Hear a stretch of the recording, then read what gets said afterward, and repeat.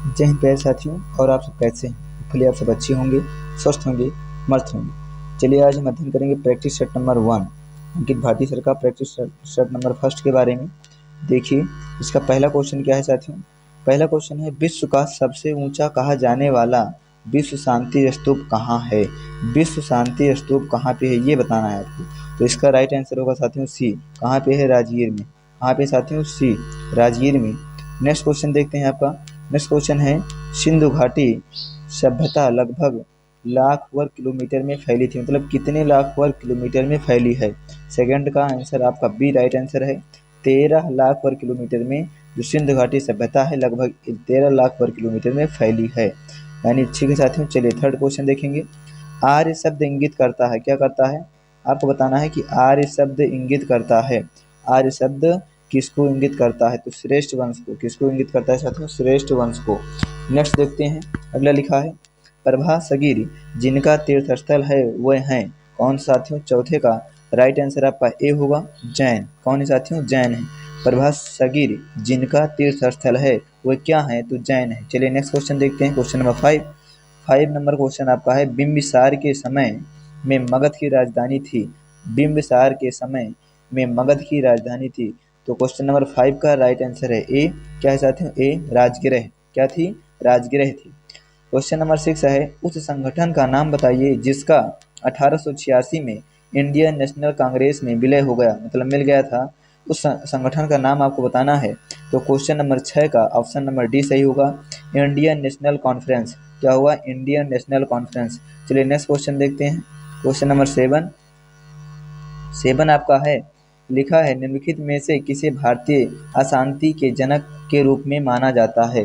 मतलब इसमें से कौन है चारों ऑप्शन में से जिन्हें भारतीय अशांति, ध्यान दीजिए, भारतीय अशांति जनक के रूप में जाना जाता है? तो क्वेश्चन नंबर 7 का राइट ऑप्शन होगा सी, लोकमान्य तिलक। किनको साथियों? लोकमान्य तिलक को। क्वेश्चन नंबर आपका 8 देखते हैं। सन 1916 में भारतीय राष्ट्रीय कांग्रेस के लखनऊ अधिवेशन की अध्यक्षता की थी। किसमें साथियों? 1916 में राष्ट्रीय कांग्रेस के लखनऊ अधिवेशन की अध्यक्षता की थी। तो इसमें बताना है किसने की थी। तो question number 8 option number D कौन होगा? ए सी मजूमदार ने। ए सी मजूमदार ने की थी। चलिए नेक्स्ट क्वेश्चन देखते हैं, आपका क्या है? क्वेश्चन नंबर 9 नंबर क्वेश्चन है आपका साथियों, ध्यान दीजिए, निम्नलिखित में किसने खिलाफत आंदोलन के दौरान हाजी उल मुल्क की पदवी क्या किया था? त्याग दी थी। यही है ना, इसको त्याग दी थी। तो इसमें कौन सा होगा? क्वेश्चन नंबर 9 डी ऑप्शन है, हकीम हकीम अजमल खां। किसने? हकीम अजमल खां ने। चलिए नेक्स्ट क्वेश्चन देखते हैं, आपका क्वेश्चन नंबर 10 है, 14 जुलाई 1942 को कांग्रेस कार्य समिति द्वारा भारत छोड़ो आंदोलन का प्रस्ताव कहाँ पारित किया गया? भारत छोड़ो आंदोलन का प्रस्ताव कहाँ पारित किया गया ये बताना है साथियों। क्वेश्चन नंबर 10 ये बी सही है इसका, वर्धा। कहाँ पे? वर्धा में। चलिए नेक्स्ट क्वेश्चन देखेंगे अब क्वेश्चन नंबर आगे, क्वेश्चन नंबर 11 के बारे में डिस्कस करेंगे। क्वेश्चन नंबर 11 का क्या है? देखिए साथियों, 11 है, निम्न में से कौन सा शहर कर्क रेखा के निकट है? कौन सा शहर ऐसा है जो कर्क रेखा के निकट हो? Option A Delhi, option B आपको कोलकाता है, जोधपुर है और नागपुर है।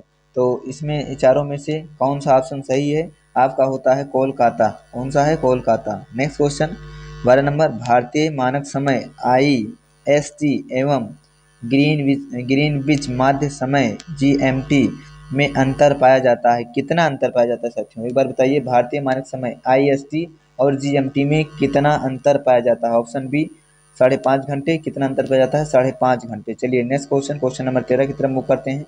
13 है आपका, हिमालय की रचना समांतर वलय श्रेणियों से हुई है जिसमें से प्राचीनतम श्रेणी है। कौन सी श्रेणी प्राचीनतम होगी? और इसकी जो रचना हुई है समांतर वलय श्रेणियों से हुई है। तो कौन सी प्राचीनतम श्रेणी होगी? आप बताएंगे। क्वेश्चन नंबर 13 सी, बृहद हिमालय श्रेणी। कौन सा? बृहद हिमालय श्रेणी। चलिए क्वेश्चन नंबर आपका 14 है, गंगा नदी की एकमात्र सहायक नदी जिसका उद्गम मैदान में है, किस मैदान में है को चिन्हित करें। उसको चिन्हित करना है आपको। तो इसका राइट आंसर है गोमती। क्या राइट आंसर है? गोमती। अच्छा क्वेश्चन नंबर 15 देखते हैं, निम्नलिखित पर्वतों में से कौन सा राइन नदी के किनारे अवस्थित है? राइन नदी के किनारे कौन सा है साथियों? क्वेश्चन नंबर 15 में आपका डी ब्लैक। कौन सा होगा? ब्लैक। चलिए क्वेश्चन नंबर 16 देखेंगे। साथियों कोई दिक्कत है तो कमेंट करके बताइएगा, और पीडीएफ चाहिए तभी कमेंट कर दीजिएगा, और टेलीग्राम लिंक जाके जो है क्लिक करें और जो है टेलीग्राम को ज्वाइन करें। क्वेश्चन नंबर 16 है, मिश्रित अर्थव्यवस्था का क्या अभिप्राय है? मिश्रित अर्थव्यवस्था का क्या अभिप्राय है? ऑप्शन बी पहला है आपका अर्थव्यवस्था में कृषि और उद्योग दोनों को बढ़ावा देना। दूसरा है सरकारी एवं निजी क्षेत्र का सह अस्तित्व।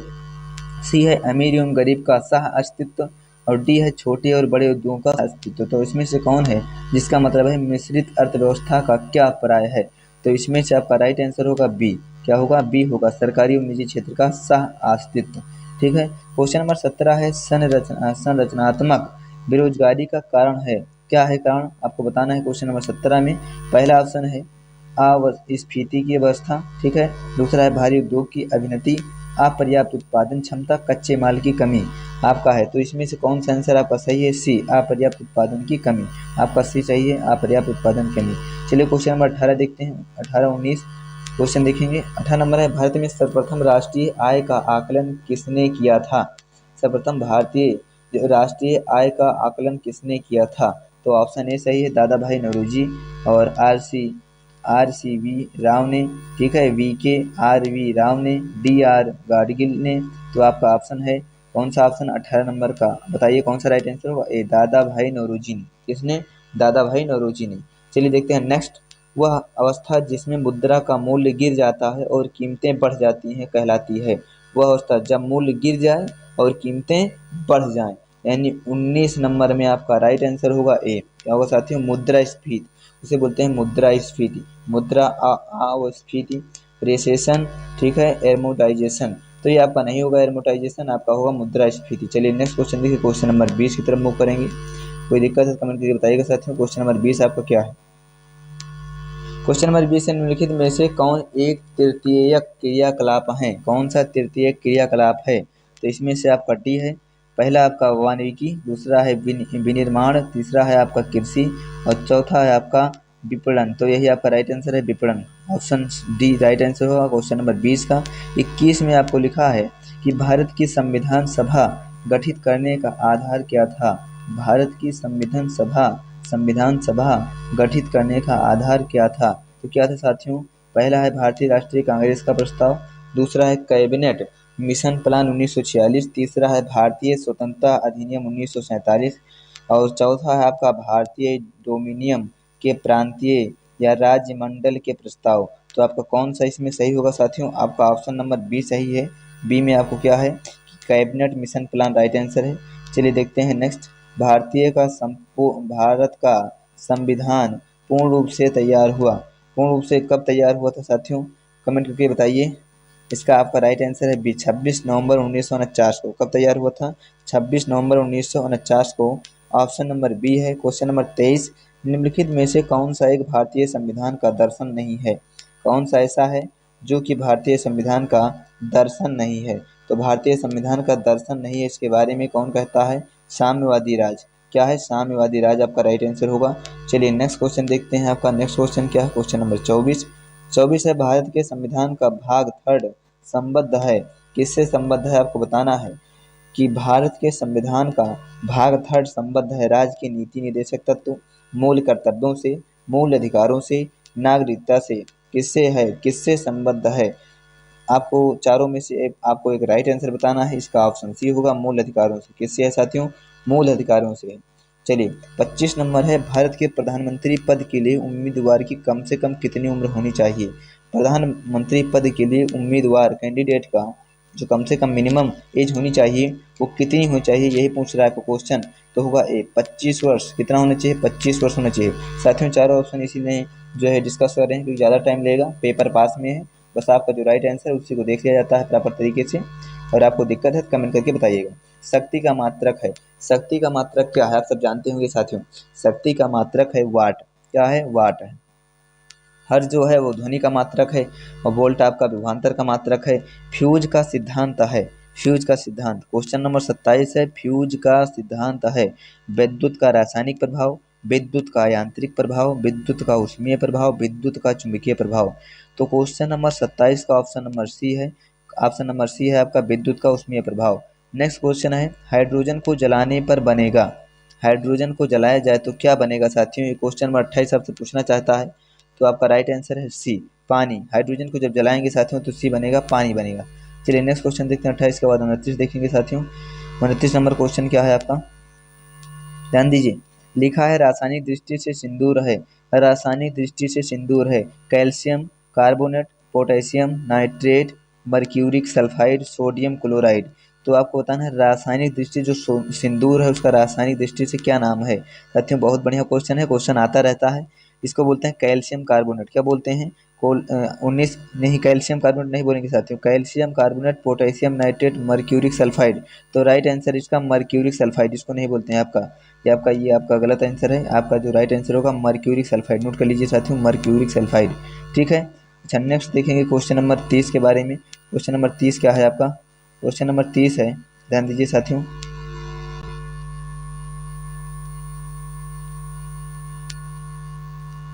तीस नंबर क्वेश्चन है आपका, निम्न में से कौन सी वास्तविक रूप से मछली है? आपको बताना है निम्नलिखित में से कौन सा वास्तविक रूप से मछली है। बिल्कुल आपको, आपका राइट आंसर आप बताइए कौन सा होगा। आपका राइट आंसर क्या होगा बताइए साथियों। निम्न में से कौन सी वास्तविक रूप से मछली है? Star fish, jelly fish, dog fish, समुद्री घोड़ा, कौन सा है? तो ये आपका है समुद्री घोड़ा। क्या है? समुद्री घोड़ा। ठीक है, एनी प्रॉब्लम? चलिए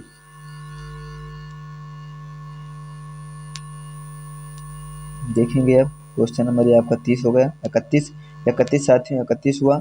इसके आगे क्वेश्चन करवाते रहेंगे, उसको हम एक अलग से क्लास लेकर आएंगे तब करवाएंगे, इसके लिए टेंशन नहीं लेना है आपको। इसमें थोड़ा सा इसका डिस्कस करना थोड़ा सा दिक्कत हो जाएगी। तो क्वेश्चन नंबर हम डायरेक्ट चलते हैं अब 36 की तरफ। कहाँ चलेंगे? क्वेश्चन नंबर 36 की तरफ। सम्मुख का विलोम शब्द क्या है? 36 में कह रहा है सम्मुख का विलोम शब्द क्या है साथियों? सम्मुख का विलोम शब्द क्या है? बिल्कुल आपके समझ में आ रहा होगा। पहला है आपका विमुख, प्रमुख, पार्श्व, समक्ष। तो विलोम शब्द है तो विमुख होगा। नम का पर्यायवाची क्या साथियों? कह रहा है कि नम का पर्यायवाची क्या होगा, यानी क्या है इसमें से?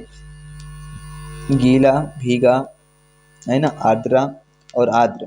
क्या है? आर्द्र। तो आपका है गीला, भीगा, आर्द्र, आर्द्रा। बताइए। तो नम का पर्यायवाची नहीं है, इसमें से पूछ रहा है, नम का पर्यायवाची नहीं है। तो इसमें आपका ऑप्शन डी आर्द्रा। क्या है? आर्द्रा। ऑप्शन यही आपका नम का पर्यायवाची नहीं है। रिजु का विलोम है। 38 नंबर क्वेश्चन में कह रहा है रिजु का विलोम है, तो कौन सा होगा? सीधा, त्रिकोण, सरल, वक्र। तो वक्र हो जाएगा, इसका विलोम वक्र होता है। अगला है सावन हरे न भादो सूखे, मतलब न सावन हरे न भादो सूखे। तो लोकोक्ति का सही अर्थ क्या है? इस लोकोक्ति का सही अर्थ क्या है? सावन में हरा और भादों में सूखा, कि न सावन में हरा न भादों में सूखा। असंभव बात, सदा एक की दशा। सदा क्या साथियों? एक की दशा। तो आपका डी ऑप्शन सही है, हमेशा एक ही सिचुएशन में रहना चाहिए। ठीक है, एक ही दशा में।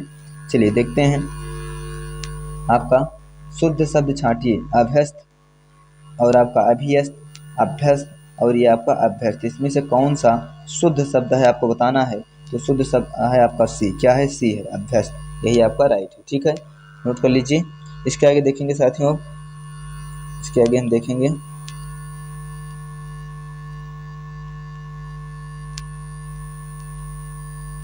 ग्राफ पढ़, पैराग्राफ पढ़ लीजिएगा, आपका आंसर निकल जाएगा। 41 का आंसर होगा। 41 का आपका राइट आंसर साथियों होगा ए। 41 का राइट आंसर ए हो, पढ़ लीजिएगा, समझ में आएगा, कोई दिक्कत नहीं, हम पढ़ के बता रहे हैं। 41 का ए होगा। और अगला कह रहा है in the olden days street theatre to village और small localities of the city. इसमें से आपका राइट आंसर होगा साथियों ए। फिलहाल पीडीएफ डाल देंगे, ऑप्शन बी सही है। और तीसरा है आपका 43 का आपका राइट आंसर होगा सी। क्या होगा साथियों? सी, डील से। डील से होता है, डील, डील के साथ विद लगता है।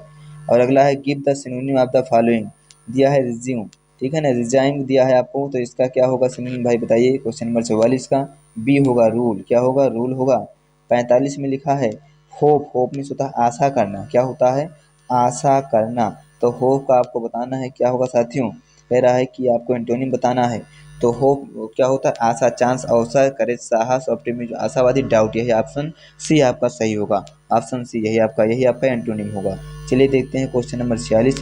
लिखा है क्वेश्चन नंबर 46 में साथियों, क्या लिखा है? दिए गए विकल्पों में से, क्या लिखा है? दिए गए विकल्पों में से संबंधित शब्द का चयन कीजिए।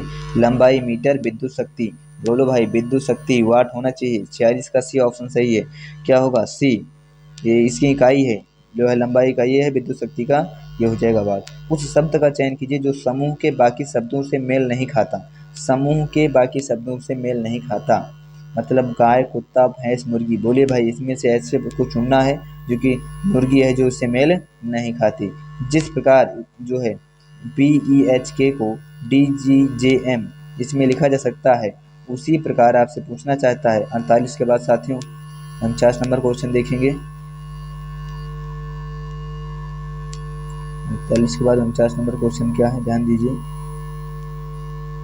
इसी प्रकार इसको हम क्या लिख सकते हैं, ये पूछना चाहता है साथियों। जिस प्रकार उसको हम ये लिखेंगे, उसी प्रकार हम जो है इसको देखिए, NQTW को निम्न में से क्या लिखा जा सकता है। NQTW को निम्नलिखित में से क्या लिखा जा सकता है। इसका राइट आंसर होगा PSVY। क्या होगा? PSVY। चलिए नेक्स्ट क्वेश्चन। ए बी की पत्नी है, डी ए का भाई है। ये जितने क्वेश्चन साथियों स्किप हो रहा है, ये सब हम हैंड राइटिंग करके लाएंगे, कंप्लीट इसका सोल्यूशन डालेंगे दूसरे वीडियो में, ध्यान दीजिएगा। ये अभी इसमें जो है बताना थोड़ा सा असंभव है। ए बी की पत्नी है, डी ए का भाई है, तो कह रहा है पी तथा क्यू ई के बच्चे हैं जो कि डी की पत्नी है। बी क्यू किस प्रकार से संबंधित हैं। किस प्रकार से बी क्यू संबंध रखता है, ये बताना है आपको। तो अंकल का संबंध रखेंगे साथियों, करिएगा नहीं, इसका सब का आंसर डालेंगे। अप्रैल महीने का पहला दिन बुधवार है। उसी वर्ष में मई माह की पहली तारीख को सप्ताह का कौन सा दिन होगा। कौन सा दिन होगा आपको बताना है साथियों। तो सी होगा शुक्रवार। क्या होगा? शुक्रवार। अगला है प्लांट बेस्डमेंट कंपनी गुडडार्ट ने अपना ब्रांड एम्बेसडर चुना है। किसको ब्रांड एम्बेसडर चुना है, आपको राइट आंसर बताना है। किसे चुना गया है, तो राइट आंसर है आपका नीरज चोपड़ा। किसको चुना है? नीरज चोपड़ा को। जेल में बंद कैदियों के लिए जीवाला नामक ऋण योजना किस राज्य ने शुरू की है। किस राज्य ने शुरू किया है? बोलिए भाई। महाराष्ट्र है पहला, दूसरा है उत्तर प्रदेश, तीसरा है राजस्थान और चौथा है हरियाणा। किसने शुरू किया है, बताइए। राइट आंसर क्या होगा इसका? ए, महाराष्ट्र ने। क्या किसने शुरू किया है? महाराष्ट्र ने। नेक्स्ट क्वेश्चन है, मधु क्रांति नामक पोर्टल किस मंत्रालय की पहल है। जो है मधु क्रांति नामक पोर्टल किस मंत्रालय की पहल है। पहला है विज्ञान एवं प्रौद्योगिकी मंत्रालय, बी है कृषि एवं किसान कल्याण मंत्रालय, सी है आपका MSME मंत्रालय, विकास कल्याण मंत्रालय। चारों मंत्रालय में से कौन है जो मधु क्रांति नामक पोर्टल जो है मंत्रालय की पहल की हो। तो इसमें आपका ऑप्शन कौन सा सही होगा? बी। कौन सा सही होगा साथियों? बी, कृषि एवं किसान कल्याण मंत्रालय। कौन है? कृषि एवं किसान कल्याण मंत्रालय। चलिए नेक्स्ट क्वेश्चन है, क्वेश्चन नंबर 54 देखते हैं। 54 में लिखा है, भारत के नए महालेखा नियंत्रक के रूप में किसे नियुक्त किया गया। महालेखा नियंत्रक के रूप में किसे नियुक्त किया गया, तो बताएंगे आप। इसमें पहला आंसर है दीपक मलिक, दूसरा है सोनाली सिंह, तीसरा है दीपक दास, चौथा है सोमा राय। इसमें से कौन है भाई? सोमा राय बर्मन। इसमें कौन सा राइट आंसर है, बताइए। दीपक मलिक हैं, सोनाली सिंह हैं, दीपक दास हैं, सोमा राय बर्मन, जो कि महालेखा नियंत्रक के रूप में नियुक्त हुई हैं। किसके रूप में? महालेखक नियंत्रक के रूप में। तो इसमें है सोनाली सिंह। कौन है भाई? सोनाली सिंह है, ध्यान रखिएगा, सोनाली सिंह है। चलिए आगे देखते हैं। नेक्स्ट क्वेश्चन है 55 नंबर, हाल ही में किसे देश में दुनिया की सबसे लंबी मेट्रो लाइन का उद्घाटन किया गया। हाल ही में किस देश में, ठीक है, किस देश में दुनिया की सबसे लंबी मेट्रो लाइन का उद्घाटन किया गया। चीन, जापान, रूस, भारत। चीन को कि जापान को, भारत को, किसको किया गया साथियों के? रूस को। आपका ऑप्शन नंबर इसमें से कौन सा सही होगा? ए, चीन में किया गया। किसमें? चीन में। आयशा मलिक किस देश की पहली महिला सुप्रीम कोर्ट जज बनी। आयशा मलिक जो हैं, किस देश की पहली महिला सुप्रीम कोर्ट जज बनी हैं, आपको बताना है। इंडोनेशिया, नेपाल, बांग्लादेश, पाकिस्तान। तो पाकिस्तान की बनी है। कहाँ की साथियों? पाकिस्तान की। नेक्स्ट क्वेश्चन है क्वेश्चन नंबर 57, हाल ही में दया प्रकाश सिन्हा को किस भाषा के लिए साहित्य अकादमी पुरस्कार 2021 से सम्मानित किया गया। बोलिए, किस भाषा से, किस भाषा के लिए साहित्य अकादमी पुरस्कार दिया गया साथियों, 2021 से सम्मानित किया गया। बताना है, राइट आंसर होगा हिंदी। किस भाषा के लिए? हिंदी के लिए। चलिए नेक्स्ट क्वेश्चन देखते हैं। हाल ही में रूस द्वारा यूक्रेन पर हमले, ध्यान रखना, हाल ही में रूस द्वारा यूक्रेन पर हमले के दौरान विश्व के सबसे बड़े विमान को नष्ट किया गया, उस विमान का नाम क्या था। बोले भाई। पहला आपका है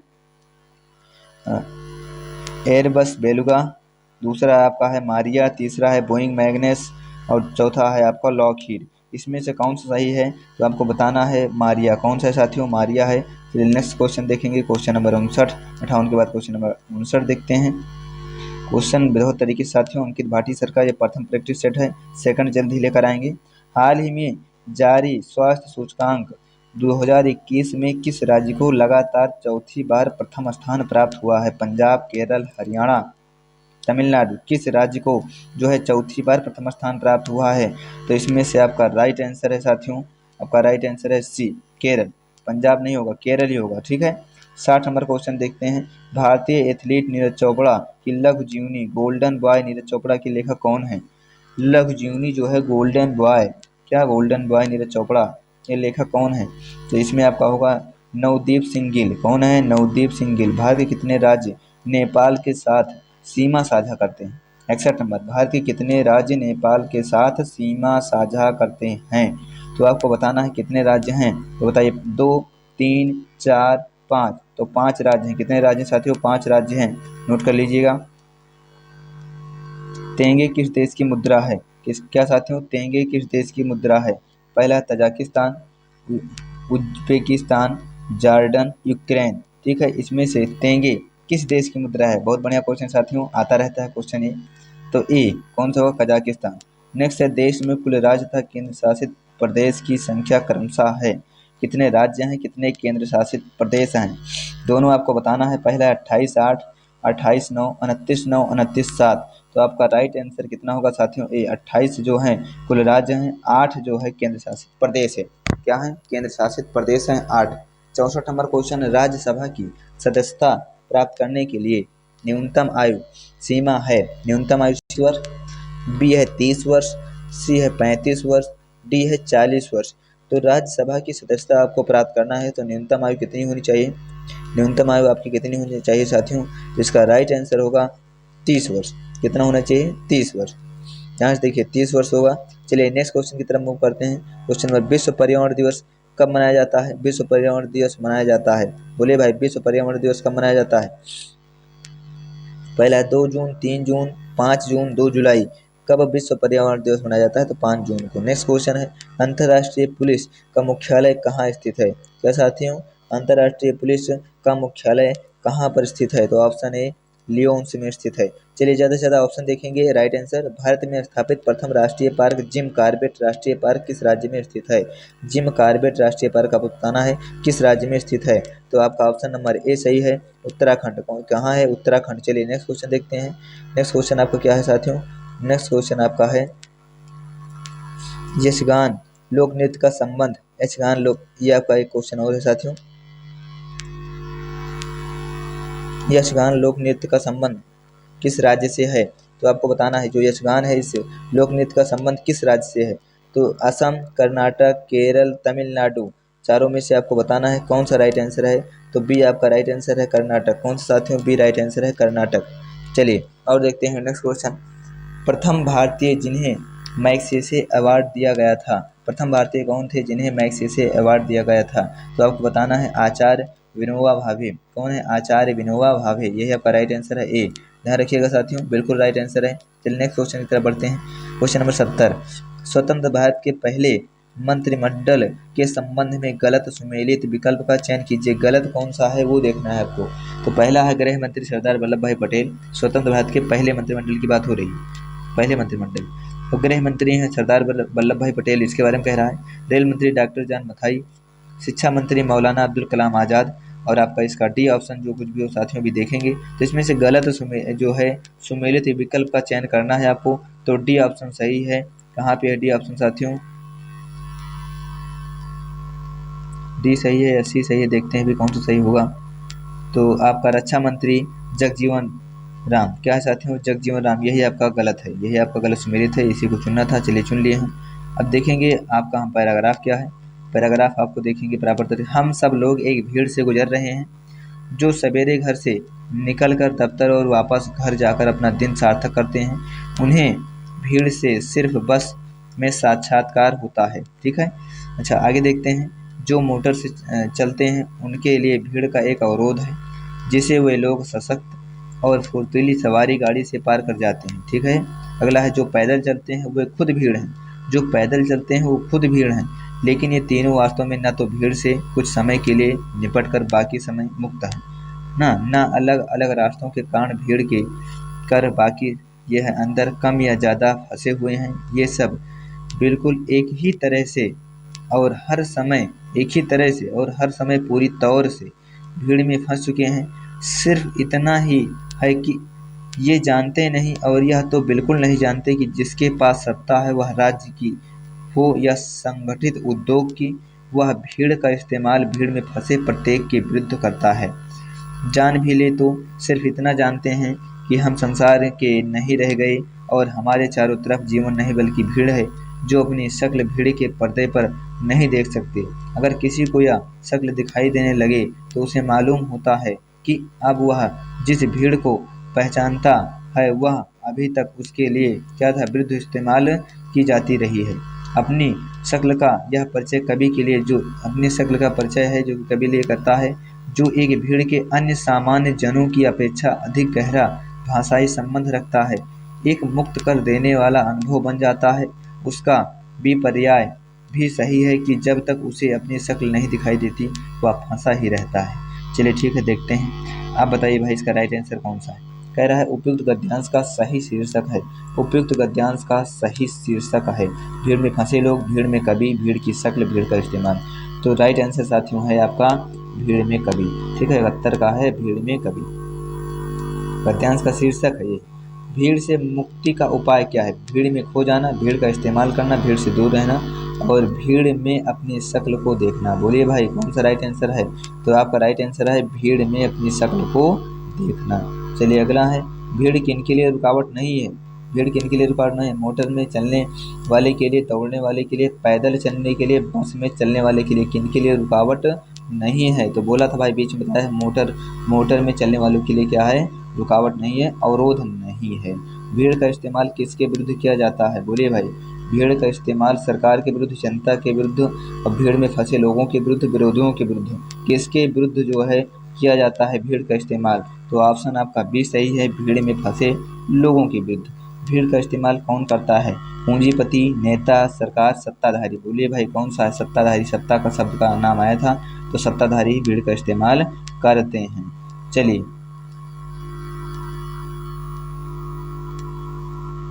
साथियों इसमें भी राइट आंसर देख लेना। गद्यांश आपको पढ़ लेना है, पीडीएफ डाल देंगे, गद्यांश पढ़ लीजिएगा। प्रॉपर वैज्ञानिक के ऊपर है, वैज्ञानिक प्रयोग की सफलता के अनुसार जो इसमें जो है पैराग्राफ डाला गया है। क्वेश्चन नंबर जो है 76 का, इस गद्यांश का मूल कथ्य क्या है। इस गद्यांश का मूल कथ्य क्या है। तो ऑप्शन डी निशस्त्रीकरण और विश्व शांति। 77 नंबर आपका है, इसमें ऑप्शन सी सही होगा, जापान पर गिराए गए अणुबम ने। अच्छा अगला देखते हैं, सब कुछ लिखा है साथियों उसमें, पैराग्राफ में टेंशन नहीं लेना। एटम बम की अपार शक्ति का प्रथम अनुभव कैसे हुआ। जापान में हुई भयंकर विनाशशीला से, ठीक है ना, विनाशशीलता से हुई है साथियों। अच्छा अगला है 79 नंबर, बड़े बड़े देश आधुनिक विनाशकारी शस्त्र क्यों बना रहे हैं इसको बताना है साथियों। अपनी सेनाओं में कमी करने के उद्देश्य से, अपने संसाधनों का प्रयोग करने के उद्देश्य से, अपना सामरिक व्यापार बढ़ाने के उद्देश्य से, पारस्परिक भय के कारण। बताइए भाई कौन सा है इसमें राइट आंसर। तो पारस्परिक भय बढ़ाने के कारण है, कौन सा है, डी है आपका, पारस्परिक भय के कारण। कौन सा है, पारस्परिक भय के कारण। चलिए क्वेश्चन नंबर 80 देखते हैं आपको क्या है। आधुनिक युद्ध भयंकर व विनाशकारी होते हैं क्योंकि आधुनिक युद्ध दोनों देशों के शस्त्र इन युद्धों में समाप्त हो जाते हैं। साथियों देखिएगा ध्यान से, कौन सा क्वेश्चन है, 80 नंबर क्वेश्चन है। 80 के बाद आते हैं यहाँ पे, इसका राइट ऑप्शन क्या होगा। इसका राइट ऑप्शन क्या होगा ये देखना है। तो राइट ऑप्शन इसका होगा साथियों 81 नंबर क्वेश्चन है। 81 क्या 80 था, तो इसका बी ऑप्शन सही है, अधिकांश जनता और उनकी संपत्ति नष्ट हो जाता। ठीक है, चलिए ग्राफ साथियों इसका हम आंसर जो है पीडीएफ डाल देंगे, इसका सोल्यूशन जल्द ही लेकर आएंगे। ठीक है, टेंशन न लेना, किस में अधिकतम हो रहा है सारी चीज़ें बताएंगे। 81 का है क्या, किस वर्ष उत्पादन अधिकतम हो रहा है, ये सारी चीज़ें हैंड राइटिंग के थ्रू लेकर आएंगे, टेंशन नहीं लेना है।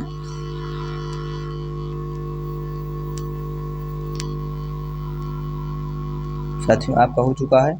अब आपके सारे के सारे क्या हैं, सारे के सारे आपके टोटल आपके क्वेश्चन है किस पे, जो है डायग्राम पे। चलिए ग्राफ को हल करना, इसका सोल्यूशन जल्द ही डाल देंगे। होपफुली आप सब अच्छे होंगे। क्लास कैसी लगी एक बार कमेंट करके बताना, और आपको पीडीएफ चाहिए तो आप टेलीग्राम लिंक पे क्लिक कीजिए, टेलीग्राम को ज्वाइन कीजिए। और साथियों नेक्स्ट लेकर आते हैं जल्द ही दूसरा प्रैक्टिस सेट। तब तक स्वस्थ रहिएगा, मस्त रहिएगा। और जो भी भाई लोग चैनल को सब्सक्राइब नहीं है, चैनल को सब्सक्राइब कर लें, बेल आइकन ऑल कर लें। ऐसे प्रैक्टिस सेट और महामैराथन क्लास मिलती रहेगी। जय हिंद, जय भारत।